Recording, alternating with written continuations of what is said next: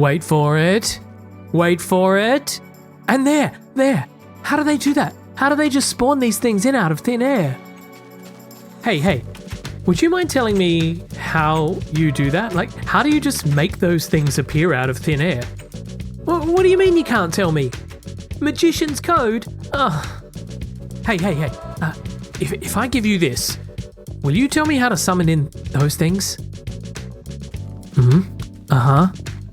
Right. Okay. Well, there you go. Thank you. All we need is some iron. Sorry, pal. And a pumpkin. Sorry, villagers. So that guy said that all I need to do is place down some iron blocks, like so, making a little T shape, and then put a pumpkin head on top. Oh, wow, hey, we have our very own iron golem patrolling our jungle base. This is amazing. Hello, we need to give you a name. Hi, my name is Ferris. It's a Latin thing.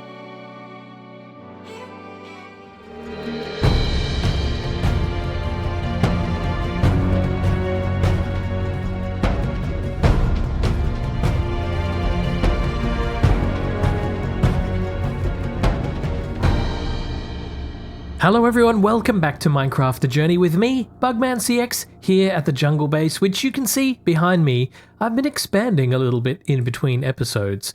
We're currently in snapshot 12W08A, getting ever closer to the release version 1.2.1, and in the last snapshot, as we discovered, the villagers are able to spawn in iron golems, and me as the player are also able to create iron golems by placing 4 iron blocks and a pumpkin. Hello.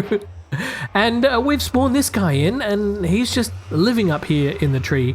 But today I want to explore a little bit more about these iron golems and understand where they came from in terms of the game development and what they're all about. In an article on Minecraft.net, Jens spoke about the development of the iron golem. This was made by me and Jon Kogström. We were thinking about how to get the villagers to defend themselves since they don't have arms. Wait. Villagers don't have arms? What's Jens talking about? Like, what are these things?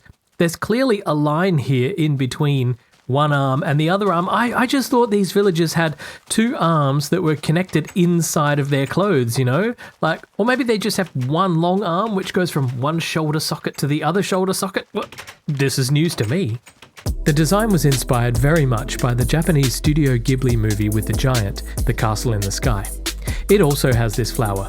In Minecraft, iron golems can occasionally be seen offering a rose to villagers. In The Castle in the Sky, there is one scene with a Laputan robot offering a rose to the main characters from the film, and it's this scene which is clearly very much an inspiration. When I was making the model, I realized it was much harder to draw a texture for it. The larger it is, it gets more detailed. But it's become quite iconic. It's very emblematic of Minecraft now. We made it look like the villagers because obviously the villagers would create a golem which would resemble themselves. Well, now that we have villagers that can breed and villagers that can spawn in iron golems, I thought, why not relocate a couple of these back to the treetop base and see if they'll build up a new village right over there where we live. I just hope they won't be this noisy. Now I do have a nether portal over here, but unfortunately mobs can't go through nether portals yet, so we're going to have to do this the old-fashioned way and build a track from this village all the way over there to the jungle base.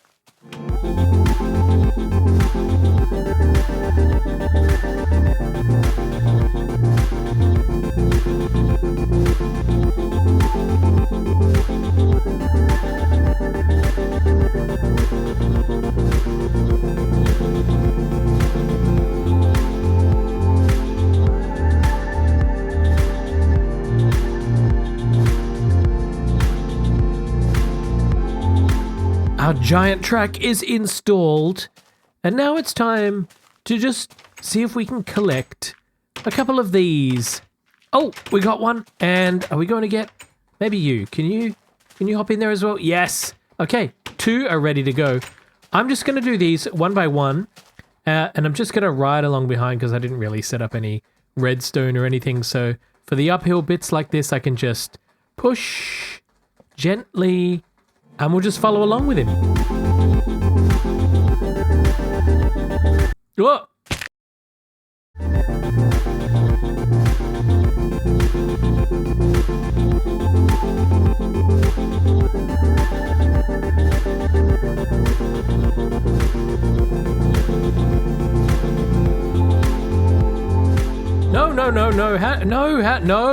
No. How did you get out? How? Oh no. Come back. Ha. Okay, let's head back and then we'll secure that other villager. Well, we have our very own little Adam and Eve in here, and momentarily they're going to be exiting through here and exploring all of this area around here. As you can see, it's expanded a little since the last time you saw it, and I've put some buildings here and lots of gangways and bridges and walkways and things. So they should be able to go out there, find some places to settle down, and hopefully repopulate this area. But I'm pretty sure that they will escape and disappear and die, and so we're going to have to find all the places that they can get out and plug them up. I'm also going to leave this here for a little while, just in case we need to get a few back from the village. You know, you don't know what's going to happen. This is like being an explorer. Well, I think it's time to dig them out and see what happens. Can I just get the other one? Will you just let me get in here? Can I do this without damaging you? Yes. Yes. Okay, off you go. Enjoy your new home. Where are we going to go? Where's the first place you're going to go? It's like being in a place for the very first time. Off you go, completely out into the forest immediately. Okay. We need to do some replanning, I think. Not you two. No. Oh. Where are they going? This is not great. Instead of living up here where I wanted them to live, they've decided to hurl themselves down into this chasm here and just live down there. I was hoping that when the sun would set, they would find their way to some of the doors that I've strategically placed all around this area, but unfortunately, I think they're too far away for that, and I have no idea how they would even make their way back up here without my help. So I don't know. I might have to give them a hand and see if I can get them back up, but this isn't exactly turning out as I expected. Not by a long shot.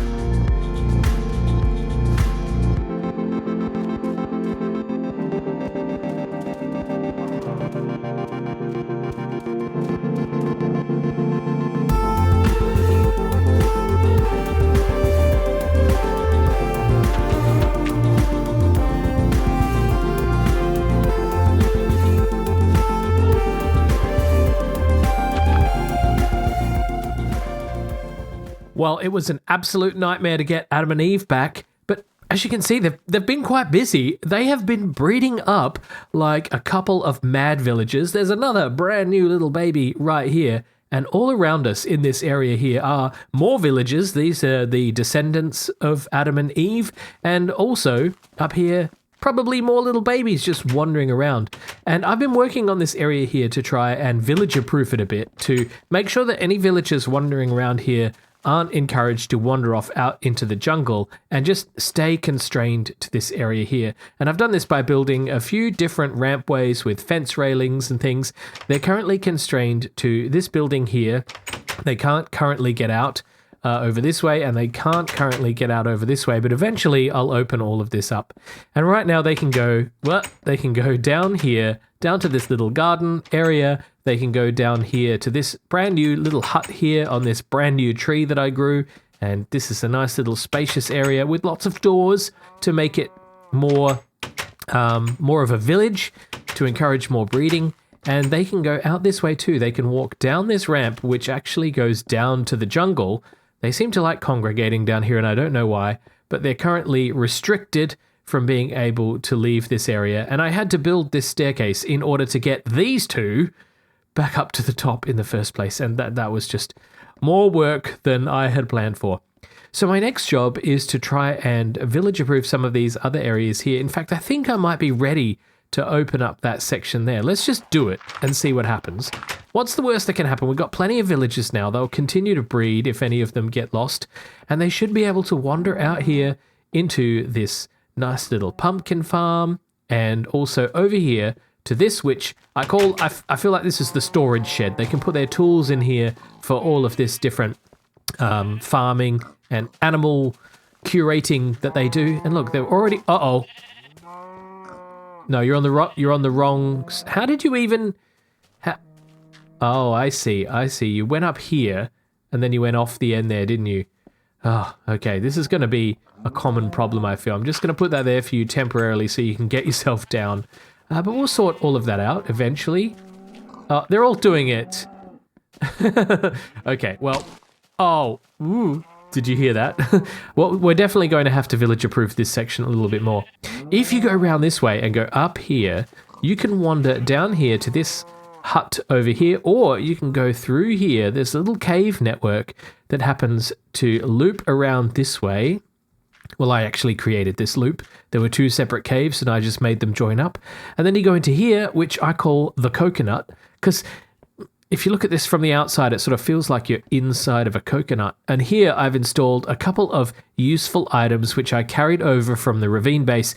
This one shoots out golden apples, and this one shoots out ender pearls. These are things that I use all the time, and it's important for me to keep these things stocked up so that I don't run out.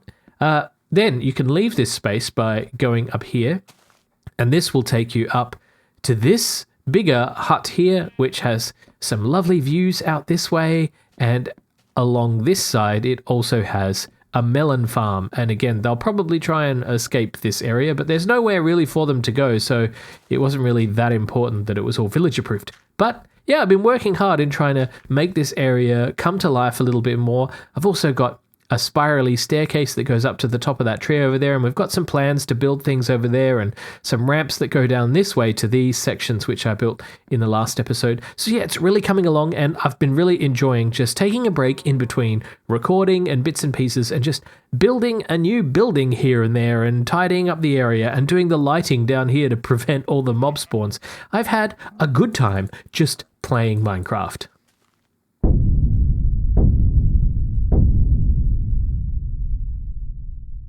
This is not exactly what I expected when I started building this village out. Look how many villages there are. They're just spreading out everywhere. They have been breeding and breeding. I don't know if you can see down there, but there's even more, and just breeding. It's just non-stop. And they keep producing iron golems, which fall down here and wander around the grounds down there. They get stuck here in the farm as well. It's chaos. I love it. Building this has not been without its challenges. For starters, I've had to basically almost village-approve every section. So you'll notice that I've put around a lot of railing, especially double fences in many places, just to prevent villagers accidentally wandering off the edges and plummeting down here into the jungle. But they still do it anyway, so I'm not looking for a perfect solution. I'm just looking for enough to keep them... excuse me, don't push me off the edge. Oh, there goes another one. Enough to just keep them up here for the most part. For all the villagers that do wind up down here on the jungle floor, there are some compromises and some solutions down here as well. One of the things that's great about the villagers falling down here is that they take fall damage.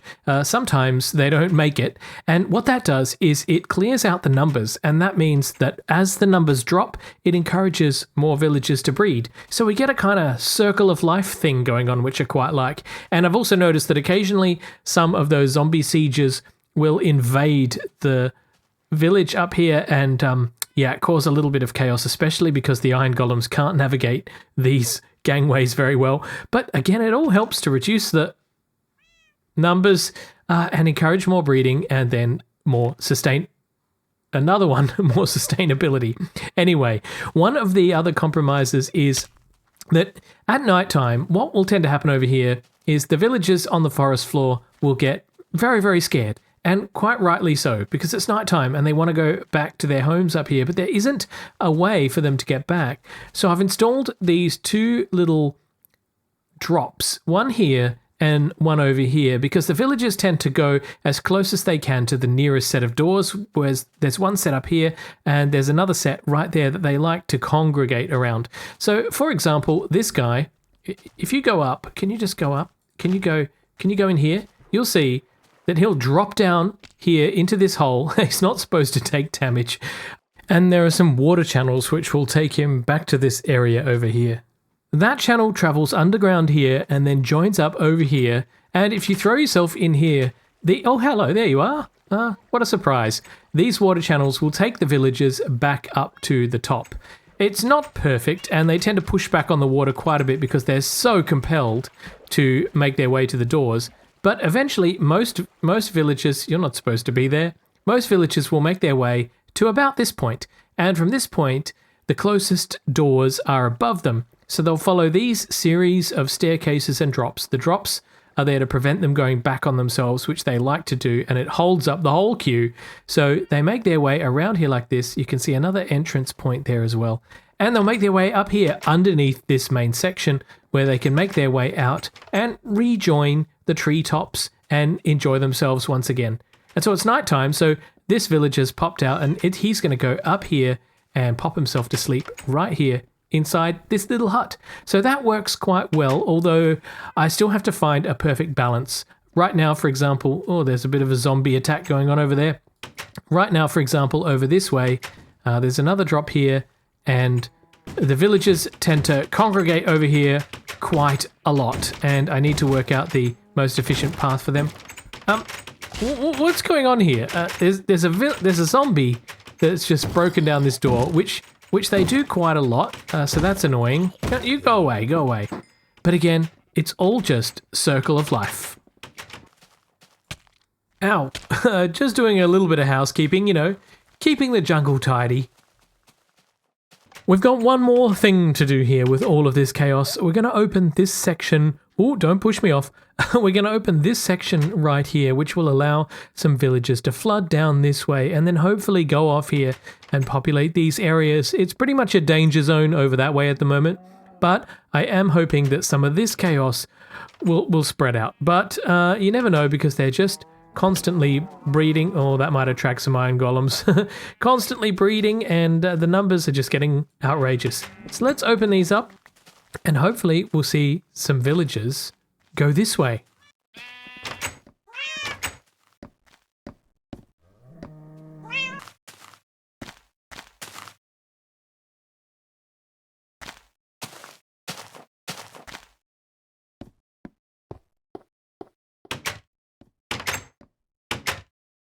The name of this treetop village is Arborea, and I've really enjoyed building it so far. I've still got some things to do, but to be honest, I'm really just enjoying the chaos of the villagers.